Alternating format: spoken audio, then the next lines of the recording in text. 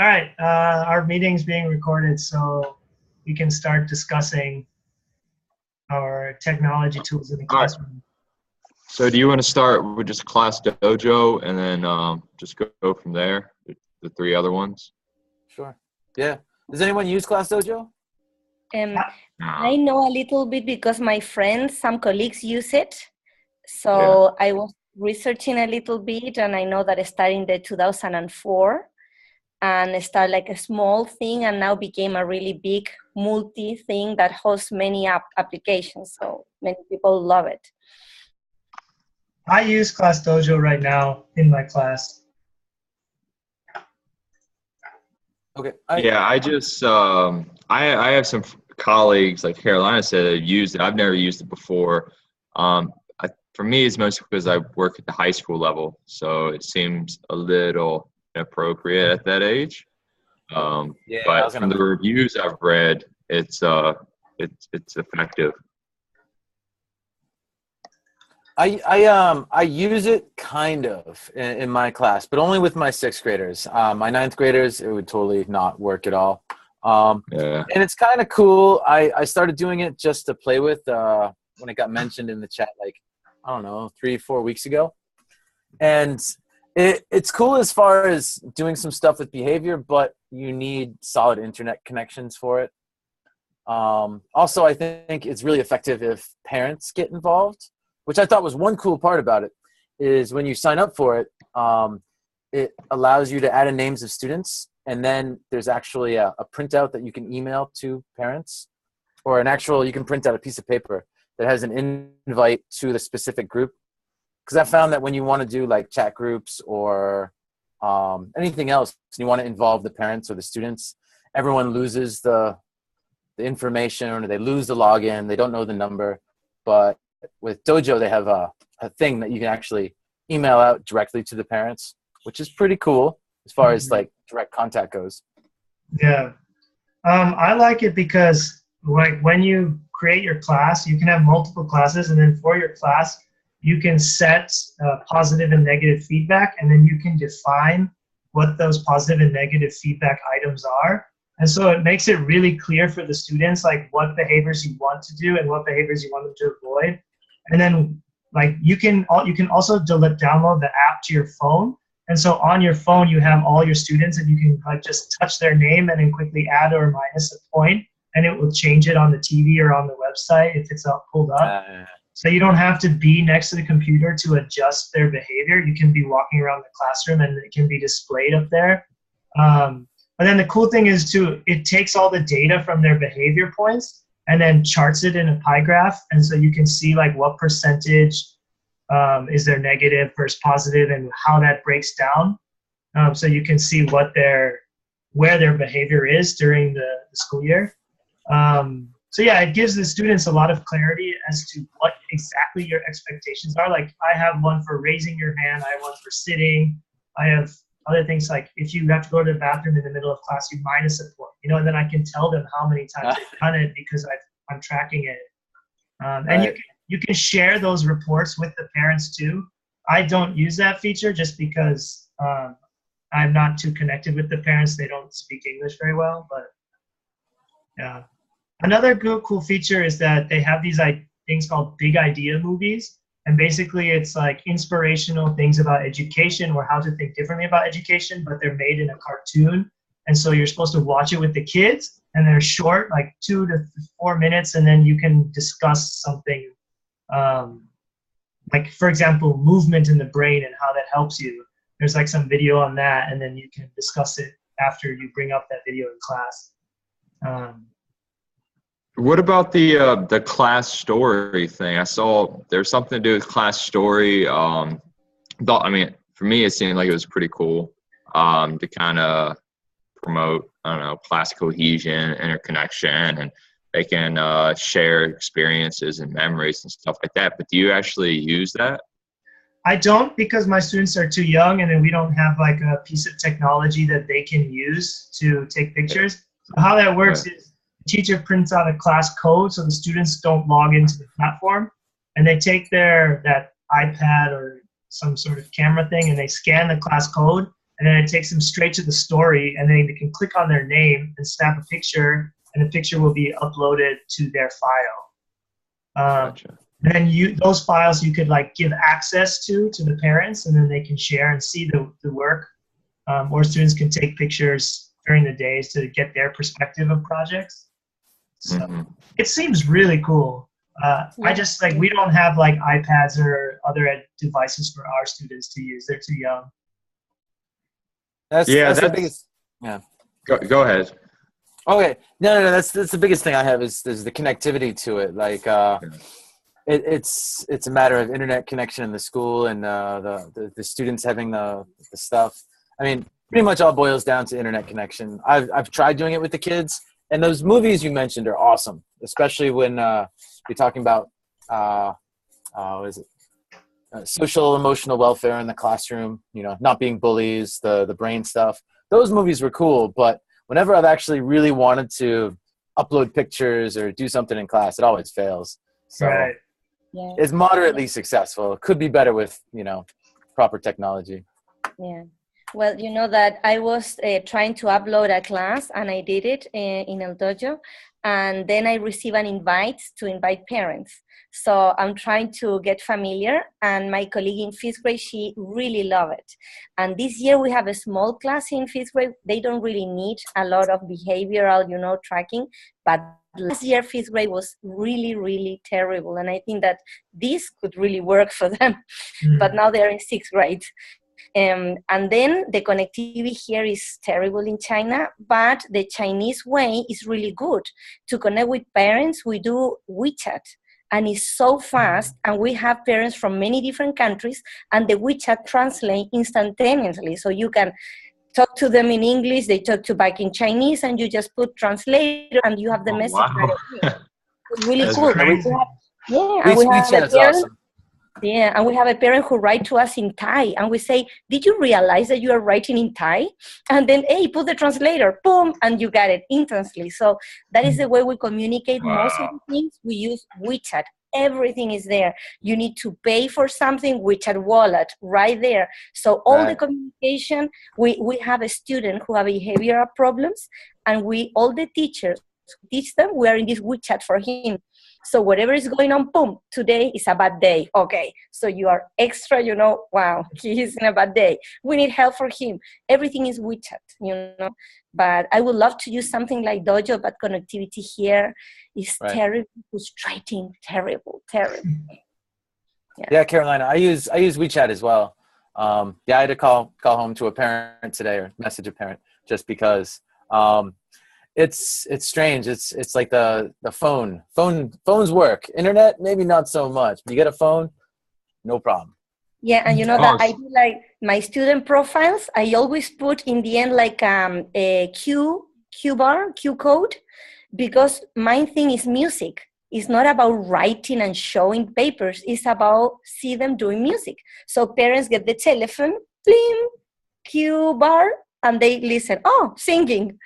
They send them to the link, and they can see them making music. So all of them are with the telephone, chung chung, pressing the button. That's it. So that kind of thing here works really, really well. That's really it's cool. through the telephone. It's not through the internet. Well, the telephone, they use the internet, but Chinese inside. It's like the Great Wall here. Some people says like the president in China built his own Great Wall, which is the Great Wall of the internet. Everything inside is out of space. It's incredible, much better. Yeah. And now the Chinese, they send a new satellite that is based in quantum physics, so it's even better than the rest of the world. But everything is inside the Great Wall. Yeah, not outside. I agree. Yeah. Wow. So wait, real quick, to play devil's advocate though, I was looking up reviews, like negative reviews on Class Dojo, and it seems like there's a lot of positive reviews for it, but it seems like a lot of people are saying it focuses mostly on extrinsic motivation as opposed to intrinsic. Like you're basically dangling, the proverbial carrot in front of them, and it doesn't really develop that intrinsic motivation to behave appropriately in classroom. And one review quoted some American psychologist saying children should experience their successes and failures not as a reward and punishment, but as information. And so this, like programs like this, tends to encourage, behaving well because it'll get you something. And therefore students, if they don't get something from it, they don't get a reward, then they have no motivation to behave a certain way in class. What do y'all think about that? The ones who have used Class Dojo. I think that I was working with early childhood for 12 years, and what you're saying is so important in that age, because somehow you make the children, then they will be bigger to do everything for reward. So in that age, it's really bad. But if you have a fifth grade that they already know, it depends how you do it. We do rewards like this way. You say, you has been principal. What it means, the teacher come in front of everybody in the assembly. Scott, for instance, you has been principal. They called you, and the teacher says to you, I saw you how responsible you were with your homework. You did everything we asked you. Thank you for being principal. And everybody clap. So it's not just a gift. It's just a paper, but it's an attribute. So that kind of thing that is thoughtful, I think is really good. And if you don't do it when they are too little, you get this prize, the sticker, whatever, it's like a condition. So then always I'm going to do the thing because the prize, not because I feel good with myself. I feel happy for doing something, what I'm supposed to do. So I think the psychology thing is so true. Yeah, absolutely. Yeah. For me, my response would be that, because I'm teaching ESL, I find it really helpful for just the kids to keep track of their behaviors so that that they're clear at what the things are, because they don't always remember and it's all in English. And so then they can just see like, oh, this behavior is attached to this wording or whatever. But I am careful not to attach every action to a reward. I think it's how the teacher uses it. Like, if there's certain scenarios where a kid needs to be reminded more, then just hearing that bing go off is kind of like a reminder that, oh yeah, I guess I'm doing it right. It's positive reinforcement. But I never want it in my class for them to be doing their work only to get a reward. If that's the case, I won't give them any rewards. I tell kids, if they ask for a point, I'll never give it to them. Right. So I try to disconnect this idea, so I just kind of can catch them and be like, hey, you're doing a really good job. I verbally affirm them, maybe call them out in the class, and then give them a point or something like that. But I hear what you're saying. When they're young, they need to have just an attitude of paying attention because they want to. They want to try their best. They want to learn. They want to respect their friends. Yeah. I think also too, you could think of it as a behavioral checklist, like we were doing last week, right? So it's a way of recording, good behavior, but also somewhat negative behavior as a communication tool with the parents, right? So for example, I think one of the things was staying on task. I know that's something I brought up with parents a lot in parent-teacher conferences last week. And having tools I don't know, my school is completely unorganized. And there's not a whole lot of checks and balances. So the teacher is here, you're the teacher, do what you got to do. And the parents come in so what are you doing? I'm like, I don't know. So any tool that I could use that can record things and track things that I can then show the parents or share with the parents makes life a little bit easier. But yeah, younger kids probably need, the reinforcement in a different way. But for older kids, 6th grade, 7th grade, not 9th, but it works a little bit. So there's that, yeah. Sorry, for the sake of time, I'm going to cut you guys off, and we got to just review a couple other ones, then we can come back to it. Yeah, definitely. No, just move on, yeah. Yeah, so Smart Seat, do you want to do that one next? Yeah, go ahead. Why don't you start us off? All right, so had a couple issues. I think first, obviously, we talked about the connection issues. So it seems like it required only iPod or iPhone or iPad, something like that. I don't have any of those, and a lot of people don't. Neither do I. So you're immediately kind of cutting off people who could use it.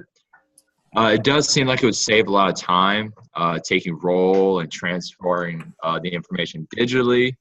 But I feel like this could also be assigned to like a student, like get them more involved in the daily task, give them some kind of explicitly defined role to have. I feel like you could use that time to encourage students to take a more active role in their education.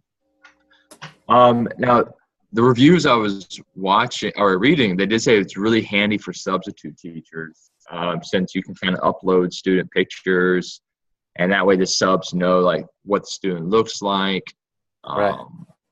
things like that. And they also have like that random student selector, which I really like because I catch myself a lot now that we're reading about all this stuff. Like we tend to focus our attention on those more social students, the outgoing students, the stronger students, and we tend to neglect those quieter students in the classroom.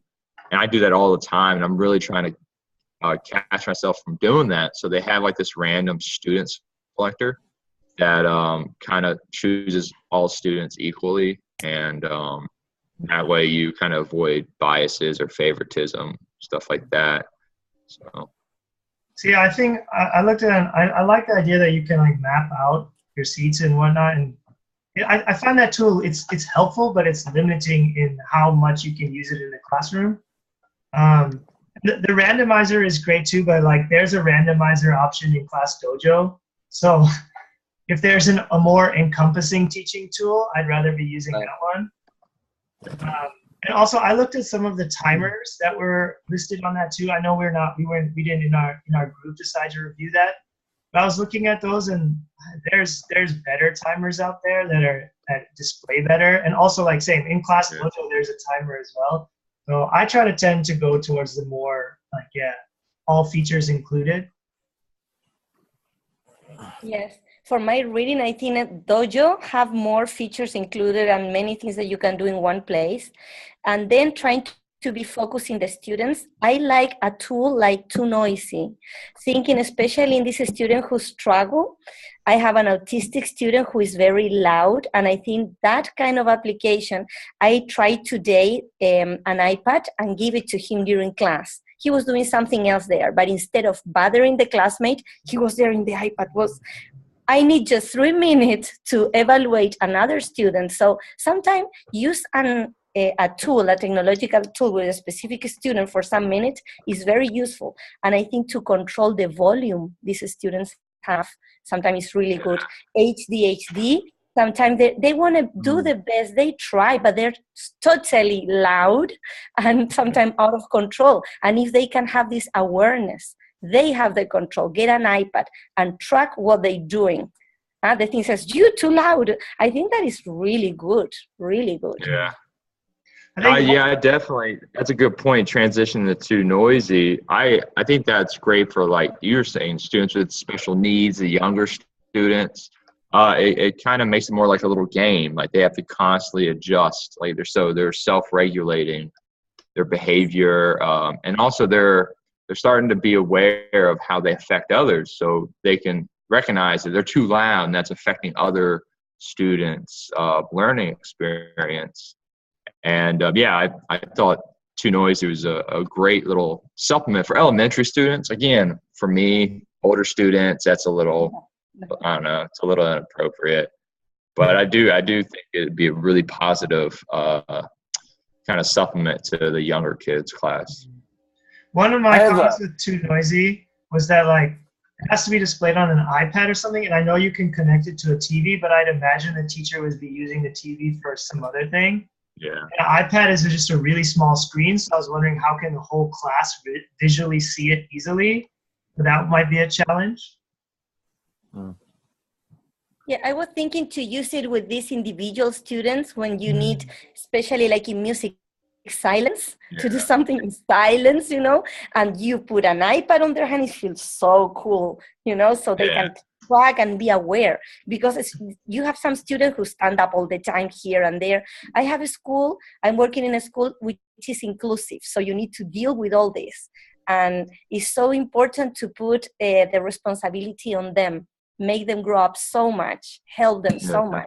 Not always the teacher tracking everything. So that's what I like of that specific app. I thought of a different use for it. I don't know if you guys have this problem, but ESL language learners, I've got some girls that are really quiet, and they speak, they give like presentations, which affects their GPI, and I can't hear them from across the classroom. And I thought it could be a fun tool to use to be like, see, little visual reminder that nobody can hear you, honey. I'm sorry. Yeah, that's a great point. Yeah, I never thought about that. Yeah, using it for public speaking.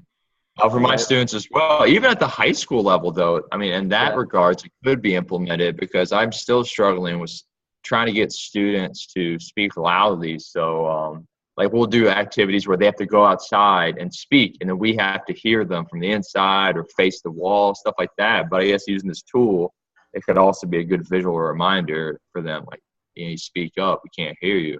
That's a good even point. if it's individual. Yeah. Any last comments? All right.